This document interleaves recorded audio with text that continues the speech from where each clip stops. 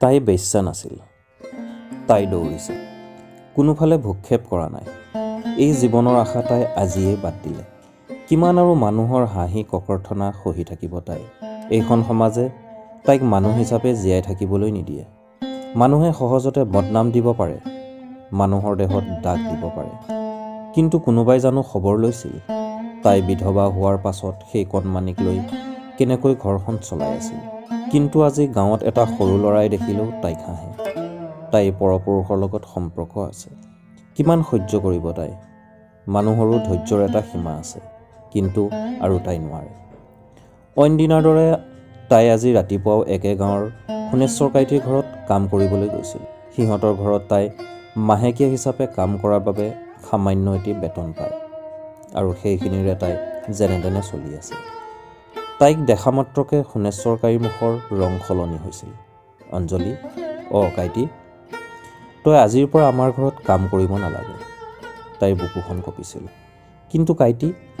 কোনো কিন্তু নাই। তোক মই বহুত বিশ্বাস কৰিছিলোঁ, আৰু তোৰ ওপৰত মোৰ অযুত বিশ্বাস আছে। মই জানো তোৰ চৰিত্ৰ কেতিয়াও বেয়া নহয়, আৰু বেয়া হোৱা হ'লে তই মোৰ ঘৰত চাকৰণি কাম কৰিব নাহিলি হয়। তাই মাত্ৰ সোণেশ্বৰ কাইটিৰ কথাবোৰ শুনি গৈছিল। গাঁৱত সিদ্ধান্ত লৈছে তোক গাঁৱৰ পৰা এঘৰীয়া কৰা হৈছে। কি? খুব সম্ভৱ গাঁৱৰ মানুহে মিলি তোৰ ঘৰ দুৱাৰ আজি ভাঙি দিব। মই দুখ পাইছোঁ অঞ্জলি। তই মোৰ ছোৱালীৰ বয়সৰ, কিন্তু মই কি কৰিম ক? গাঁৱৰ ৰাইজৰ প্ৰতিবাদ মই অকলে কেনেকৈ কৰিম? তাই মাত্ৰ কান্দিছিলে। তই মোক ক্ষমা কৰিবি অঞ্জলি, মই দুখিত। এয়া ল, তোৰ আধৰুৱা মাহৰ 600 টকা, আৰু মোৰ ফালৰ পৰা এয়া 200 টকা দিলোঁ। নালাগে কাইটি, মোক পইচা নালাগে।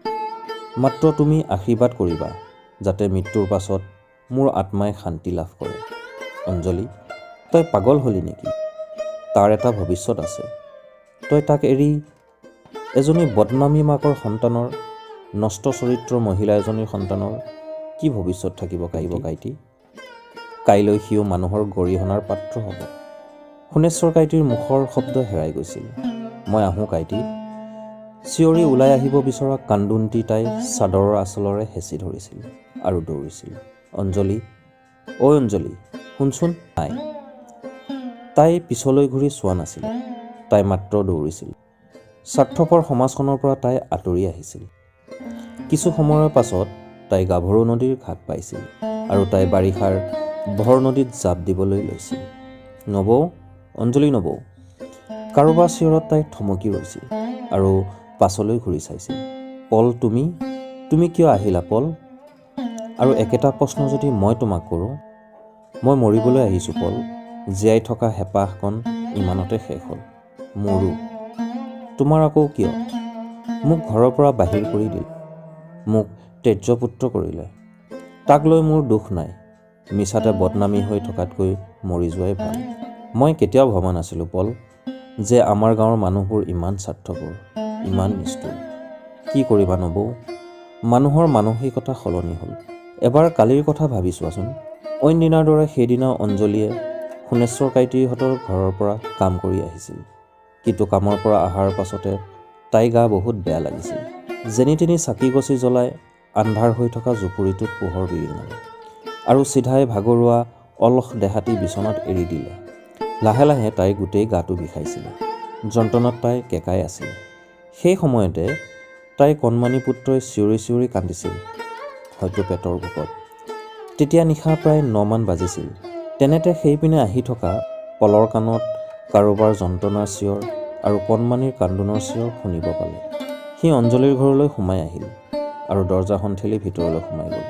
নবৌ, অঞ্জলিয়ে কেঁকাই কেঁকাই তাক মাত দিলে। কোন? মইহে নবৌ, পল। পল, বহা। বহিম বাৰু, কিন্তু তুমি কেঁকাই আছা যে, আৰু মাইনাই কান্দি আছে কিয়? মোৰ গাটো বহুত বেয়া লাগিছে আৰু তাৰ চাগে ভোক লাগিছে। পলে অঞ্জলিৰ কপালত হাতখন দি চালে। বাপৰে, বহুত জ্বৰ উঠিছে তোমাৰ।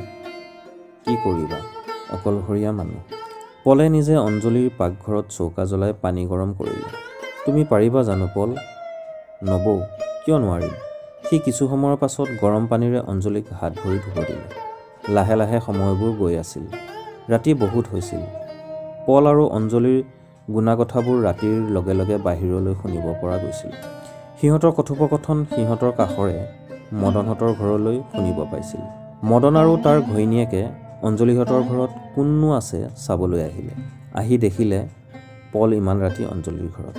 সিহঁতে হুলস্থুল লগালে, তহঁতে বুজিব চেষ্টা কৰ, মোৰ গা বহুত বেয়া, সেয়েহে পলে মোৰ ঘৰত আহিছে। তোৰ গা বেয়া, ইয়াত কি পাতিছ? বেশ্যালয়? মদন, নিচিঞৰিবি, এতিয়া অভিনয় কৰিব নালাগে। পলে আৰু শান্ত হৈ থাকিব নোৱাৰিলে। তেতিয়াৰ পৰা অঞ্জলি নবৌ কেঁকাই আছিল, মইনাই কান্দি আছিল। তেতিয়া শুনা নাছিলি, এতিয়াহে শুনিলি। হ'ব, এনেকুৱা অভিনয় আমি আগতেও দেখিছোঁ বহুত। যদি আমাৰ মাজত কিবা সম্পৰ্ক থাকিল হয়, তহঁতক শুনাকৈ আমি কথা নাপাতিলোঁ হয়। হ'ব, আমিও জানো তহঁতে সঁচা কথা ধৰা নপৰক বুলি সকলো জানি বুজিয়ে কৰিছিলি। মদন, তহঁতক মই হাতযোৰ কৰিছোঁ, মোক আৰু বদনাম নিদিবি, মিছা বদনাম। এজনী নাৰীৰ জীৱনক লৈ এনেকৈ হেতালি নেখেলিবি। মোৰ ল'ৰাটোৰ মুখলৈ চাই তহঁতে এবাৰ চিন্তা কৰ। কিন্তু নাই, কোনেও তাই আৰু পলৰ কথা বিশ্বাস নকৰিলে। গাঁৱৰ গোটেই ৰাইজ ওলাই আহিল। অঞ্জলি ভাগি পৰিছিল। দুয়োকে নদীৰ বুকুত চাই ৰ'ল। পল, কোৱা নবৌ, মই আহোঁ, তুমি জীৱনটো ভালকৈ সজাবা। ময়ো যাম। এটা বদনামী জীৱন কেনেকৈ পাৰ কৰিম? কিন্তু মই তোমাক মোৰ কাৰণে মৰিব দিব নোৱাৰোঁ পল, কাৰণ তোমাৰ একো দুখ নাই। ময়ো তোমাক মোৰ কাৰণে মৰিব দিব নোৱাৰোঁ নবৌ, কাৰণ মই নগ'লে সেইদিনা তেনে পৰিস্থিতি নহয়। তেনেতে সিহঁতে গাঁৱৰ সিটো মূৰত মানে অঞ্জলি ঘৰ মানত পচন্দ জুই শিখা দেখিবলৈ পালে আৰু মানুহৰ চিঞৰ বাখৰ। তাই আৰু বুজিবলৈ বাকী নাথাকিল যে তাইৰ ওপৰত ৰাইজে পৰাক্ৰম দেখাইছে। তাই ঘৰ জ্বলাই ছাই কৰিলে। এতিয়া মই কি কৰিম পল? কি কৰিম? এটা ডাঙৰ প্ৰশ্ন। বদনামী হ'লোঁ, তেজপুত্ৰ হ'লোঁ, কিন্তু মোৰ মন আছে যিটো বদনাম মিছাতে পালোঁ তাক সত্য কৰি দেখুওৱা। কেনেকৈ? যদি তোমাৰ আপত্তি নাথাকে, তুমি, মই আৰু মাইনাই নতুনকৈ এখন ঘৰ সাজিব নোৱাৰোঁনে? কিন্তু? কোনো কিন্তু নাই। সমাজক আৰু ভয় নকৰোঁ, যি সমাজে মাত্ৰ বদনাম দিব জানে। ব'লা, আমি এখন অচিনাকি ঠাইত যাম, য'ত অচিনাকি পৰিৱেশ, অচিনাকি মানুহ, মাত্ৰ আমি চিনাকি। গঢ়িম এখন সুখৰ সংসাৰ, বাস্তৱ কৰিম বদনামক। পলে অঞ্জলিৰ হাতখন খামুচি ধৰিলে আৰু মইনাক লৈ যাত্ৰা কৰিলে এখন অচিনাকি চহৰলৈ। প্ৰিয় বন্ধু বান্ধৱীসকল, কাহিনীটো আপুনি কেনে পালে কমেণ্ট কৰি জনাব। আৰু যদি চেনেলটো নতুনকৈ চাইছে তেনেহ'লে চেনেলটো ছাবস্ক্ৰাইব কৰি বেল আইকনটো প্ৰেছ কৰি দিব, এনেধৰণৰ ভিডিঅ'বোৰ আগলৈ পাই যাবৰ কাৰণে। তেতিয়ালৈ আপুনি সুস্থ আৰু সবল হ'ব।